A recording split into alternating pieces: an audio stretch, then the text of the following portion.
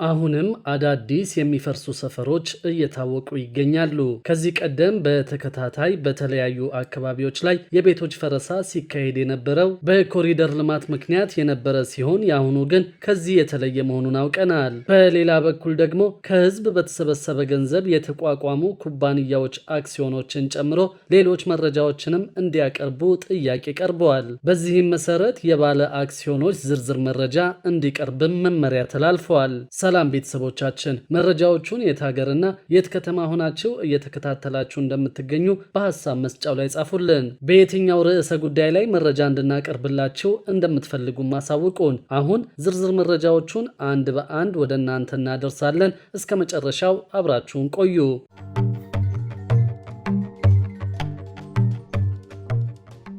አሁንም አዳዲስ የሚፈርሱ ሰፈሮች እየታወቁ መሆኑን ሰምተናል። ከዚህ ቀደም በተከታታይ በተለያዩ አካባቢዎች ላይ የቤቶች ፈረሳ ሲካሄድ የነበረው በኮሪደር ልማት ምክንያት የነበረ ሲሆን የአሁኑ ፈረሳ ግን ከዚህ የተለየ መሆኑን አውቀናል። የጉምሩክ ኮሚሽን ከዚህ በፊት ዋና መስሪያ ቤቱን ለመገንባት እንቅስቃሴ ጀምሮ ነበር። ሆኖም ዋና መስሪያ ቤቱን ለመገንባት ያቀደበት ቦታ ላይ ህንፃውን እንደማይገነባ የታወቀ ሲሆን ቀደም ሲል ለፕሮጀክቱ ተብሎ የተዘጋጀውን ቦታ ለኦሮሚያ ባህል ማዕከል ማስፋፊያ እንዲሆን የአዲስ አበባ ከተማ አስተዳደር ውሳኔ አስተላልፈዋል። 12000 ስኩዌር ሜትር ስፋት ያለው መሬት በቂርቆስ ክፍለ ከተማ ወረዳ 10 በተለምዶ መሿለኪያ ተብሎ በሚጠራው አካባቢ ለጉምሩክ ኮሚሽን ዋና መስሪያ ቤት ሆኖ በማገልገል ላይ ካለው ህንፃ አጠገብ ሲሆን ቦታው ከኦሮሚያ ባህል ማዕከልም ጋር የሚዋሰን ነው። ሪፖርተር ከምንጮቼ የሰማሁት እንዳለው ከሆነ ጉምሩክ ኮሚሽን ለተከራየው ባለ 15 ፎቅ ህንፃ በአመት 67 ሚሊዮን ብር የሚጠጋ የቤት ኪራይ ሲከፍል ቆይቷል።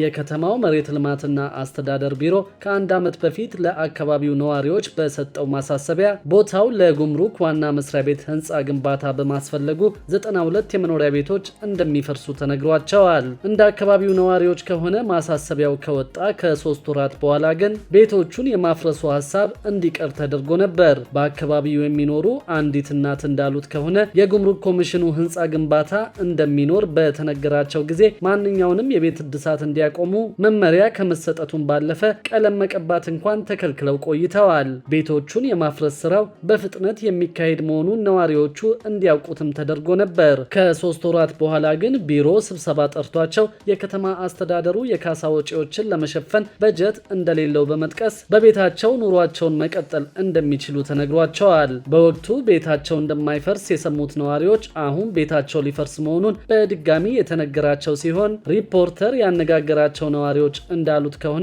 በጥር ወር መጨረሻ ላይ የመሬት ቢሮ ወደ ሌላ ቦታ ለመዛወርና ለካሳ ክፍያ አስፈላጊ የሆኑ ሰነዶችንና አሉን የሚሏቸውን ማስረጃዎቻቸውን እንዲያቀርቡም በድጋሚ ጠይቋቸዋል። ከዚህ ቀደም ለጉምሩክ ኮሚሽን እንደሚሰጥ የተነገራቸው አካባቢ ግን እቅዱ መቀየሩንና በምትኩ ቤታቸው እንዲፈርስ የሚደረገው ለኦሮሚያ ባህል ማዕከል ማስፋፊያ መሆኑን እንዲያውቁት ተደርጓል። ሪፖርተር ጋዜጣም ስማቸው እንዲገለጽ ካልፈለጉ አንድ የመሬት ልማትና አስተዳደር ቢሮ ኃላፊ ጉዳዩን ለማረጋገጥ ችለዋል። ውሳኔው የተላለፈው በከተማው አስተዳደር መሆኑን የጠቀሱት ኃላፊው መሬቱ ለባህል ማዕከል ማስፋፊያ ፕሮጀክት እንደሚውል ማወቃቸውንና እቅዱ ለምን እንደተለወጠ ግን መረጃው እንደሌላቸው ገልጸዋል። ኃላፊው አክለው እንደገለጹትም ከሆነ የከተማ አስተዳደሩ አስፈላጊውን የመኖሪያ ቤት መረጃ እንዲያደራጁ ብቻ ትዕዛዝ መስጠቱንና የማደራጀቱን ስራ በመከናወን ላይ ይገኛል። የጉምሩክ ኮሚሽንም ሆነ የኦሮሚያ ክልል ባህልና ቱሪዝም ቢሮ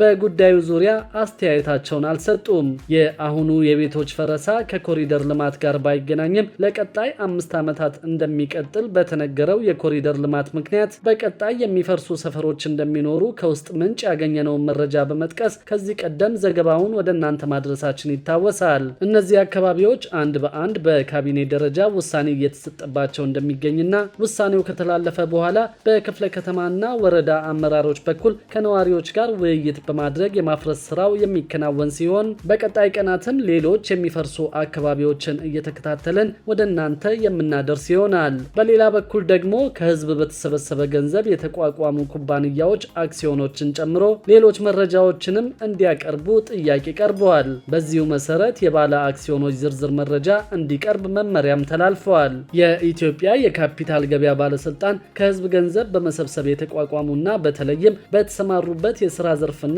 ኢንዱስትሪ ሳይገደብ ከ50 በላይ የአክሲዮን ባለቤት ያሏቸው ኩባንያዎች ስለተቋማቸው በርካታ ዝርዝር መረጃዎችን እንዲያቀርቡለት ጠይቋል። የካፒታል ገበያ ባለስልጣን ባወጣው ይፋዊ መግለጫ የሰነደ መዋለ ንዋዮችን ለህዝብ የማቅረብና የግብይት መመሪያ ከህዳር 4 ቀን 2017 ዓ.ም አንስቶ በይፋ ስራ ላይ መዋሉን አስታውሰዋል። ባለስልጣኑ በህዝብ ባለቤትነት የተያዙ ኩባንያዎች እስከ መጋቢት 30 ቀን 2017 ዓ.ም ድረስ በሙሉ የተከፈሉና ቃል የተገባባቸው አክሲዮኖችን ጨምሮ ጠቅላላ የአክሲዮኖችን ብዛት፣ የባለ አክሲዮኖችን ስም፣ አድራሻ እንዲሁም በባለ አክሲዮኑ የተያዘው የአክሲዮን ብዛትን የሚያካትት የባለ አክሲዮኖች ዝርዝር፣ አክሲዮኖቹ ወይም ድርሻዎቹ ከወጡበት ቀን አንስቶ ያለው የነባር አክሲዮኖች ዋጋ በዝርዝር እንዲያቀርቡ ጠይቀዋል።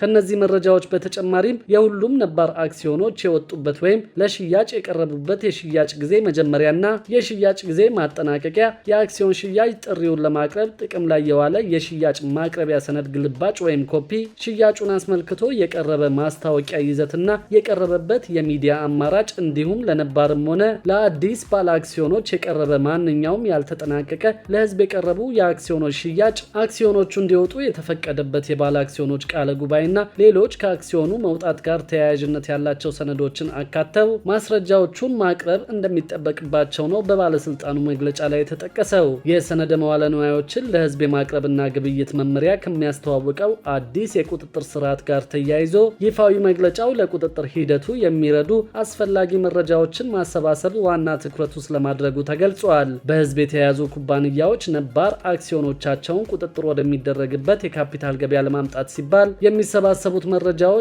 አስፈላጊ ስለመሆናቸውም ነው በመግለጫው የተጠቆመው። ይህ በእንዲህ እንዳለም በዚህ መንገድ የሚሰበሰበው መረጃ በገበያ ውስጥ ጠንካራ መረጃ ይፋ የሚደረግበት ግልጽነት የተሞላበት የገበያ አሰራር እንዲፈጠር እንደሚያግዝም የካፒታል ገበያ ባለስልጣን አስታውቋል። የእያንዳንዱ ማመልከቻ አቅራቢ ኩባንያ አስተዳደሮች የሚቀርቡትን ሰነዶች የያዘ መግለጫ ላይ በመፈረም የቀረቡት ሰነዶችና መረጃዎች ትክክለኛና የተሟሉ መሆናቸውን ማረጋገጥ የሚጠበቅባቸው ሲሆን መረጃዎቹን በወረቀትና የሰነዶቹ ቅጂዎች ደግሞ ለባለስልጣኑ በኢሜይል አድራሻ መላክ አለባቸው ተብሏል። ይሁንና በይፋዊ መግለጫው አማካኝነት የሚቀርብ መረጃ የነባር ሰነደ መዋለ ንዋዮች በባለስልጣኑ እንደማስመዝገብ ተደርጎ ሊወሰድ እንደማይገባ የተገለጸ ሲሆን በህዝብ የተያዙ ኩባንያዎች የመመሪያውን ምዝገባ መስፈርቶች በማሟላት በአንድ ዓመት ጊዜ ውስጥ ማስመዝገብ እንደሚጠበቅባቸው ይፋ ተደርጓል። የሰነደ መዋለ ንዋዮችን ለህዝብ የማቅረብና ግብይት መመሪያ ስራ ላይ ከዋለበት ጊዜ አስቀድሞ ሽያጫቸው ተጀምሮ ያልተጠናቀቁ ሰነደ መዋለ ንዋዮች በአንድ ዓመት ጊዜ ውስጥ መመዝገብ እንደሚገባቸውም ነው በዚሁ መግለጫ ላይ የተነሳው። አዲስ የሚካሄዱ ሽያጮችም ሽያጫቸው ከመካሄዱ አስቀድሞ በባለስልጣኑ መስሪያ ቤት መመዝገብ እንዳለባቸው የተነገረ ሲሆን እነዚህን የምዝገባ መስፈርቶች አለማሟላት ግን በአዋጁና በመመሪያው መሰረት ቅጣት እንደሚያስከትል ተገልጿል። በሌላ በኩል ደግሞ ኦሮሚያ ህብረት ስራ ባንክ በምቹ ዲጂታል ብድር ከ18.4 ቢሊዮን ብር በላይ ያለማስያዣ የዲጂታል ብድር መስጠቱን ሰምተናል። ባንኩ በፋይናንስ አቅርቦቱ ለህብረት ስራ ማህበራት ሲሰጥ የቆየውን ከማስያዣ ነጻ ብድር ለጥቃቅንና አነስተኛ ንግድ ዘርፍ በማስፋፋት በሀገሪቱ የመጀመሪያ የሆነውን ምቹ ዲጂታል ብድር ስራ ላይ በማዋል ከ18.4 ቢሊዮን ብር በላይ ያለማስያዣ ዲጂታል ብድር መስጠቱን አስታውቋል። የባንኩ ዋና ስራ አስፈጻሚ አቶ ደርቤ አስፋው የዲጂታል የብድር አገልግሎቱ ከ1.2 ሚሊዮን በላይ ባለሂሳቦችን ተጠቃሚ ማድረጉን ገልጸዋል። ይህም የስራ ዕድልን የፈጠረ የአነስተኛ የንግድ ተቋማትን የአጭር ጊዜ የፋይናንስ ችግር የቀረፈ ከ2 ሚሊዮን ብር በላይ የተበደሩበት በቤት ውስጥ የሚሰሩ ወጣው ሱቅ ተከራይተው አገልግሎታቸውን ይበልጥ ተደራሽ ያደረጉበት አንዳንዶች ደግሞ የነበረውን የቢዝነስ እንቅስቃሴያቸውን ይበልጥ በማቀላጠፍ ትርፋማ የሆኑበት መሆኑን ጠቅሰዋል። ዋና ስራ አስፈጻሚው ባንኩ በሞባይል ዋሌት አገልግሎቱ